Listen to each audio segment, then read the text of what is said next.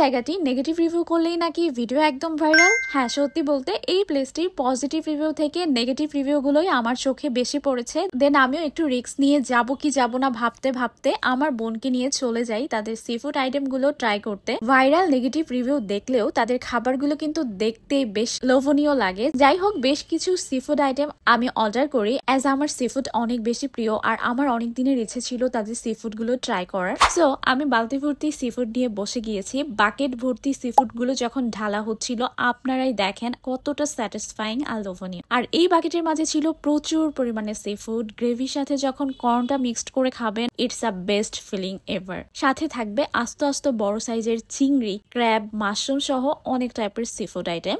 আর এটা আমার খাওয়া বেস্ট সি ফুড আইটেম আমি বলবো। সি ফুড হটপটটা বেস্ট এক্সপিরিয়েন্স ছিল। এটা আপনার বন্ধু বান্ধব নিয়ে আসলে এমন একটা চুলা দিয়ে দিবে, ফ্রেশ সি ফুড গুলো আপনার সামনে দিয়ে দিবে, সবাই মিলে নিজেদের টেস্ট বার্ড হিসেবে মেক করে নিতে পারবেন। আমরা সবাই মিলে এটা মেক করেছিলাম আর এটা বেশ মজার একটা এক্সপিরিয়েন্স। এটা খুবই ঝাল ঝাল হয় আর সি ফুড রামেনটা এখনো আমার মুখে লেগে আছে। এটা ছিল অসাধারণ। আরেকটা মজার আইটেমও ট্রাই করেছি, যেটা ছিল seafood boil. Look at the colour guys, এটা খেতে যেমন ঝাল ঝাল হয় আর দেখতেও কিন্তু খুবই লোভনীয়। সো যারা ঝাল খেতে পারেন না তারা এটা অ্যাভয়েড করবে। এখানে থাকবে প্রচুর কোয়ান্টিটির চিংড়ি, ক্র্যাব, শামুক, অক্টোপাস। এটার গ্রেভিটার জন্য না এটার টেস্টটা আরো বেশি মজার হয়। এটার সাথে রাইস আর সটে ভেজিটেবল থাকবে, পেয়ার আপ করে খেতে পারবেন, দারুণ লাগবে। সিফুড রাইসটা খেয়েছি, এটা জাস্ট এমনি খাওয়া যাবে, এতটা মজা। ফ্রাই সিফুড বাস্কেটে ছিল বিভিন্ন টাইপের ফ্রাই করা সিফুড। আর এটা কিন্তু অল টাইপ মানুষ খেতে পারবে, যারা সিফুড পছন্দ করেন অথবা পছন্দ করেন না তাদেরও অনেক ভালো লাগবে। তাদের ইন্টেরিয়র ছিল বেশ দারুণ ভাবে সাজানো আর সিটিং ক্যাপাসিটি ছিল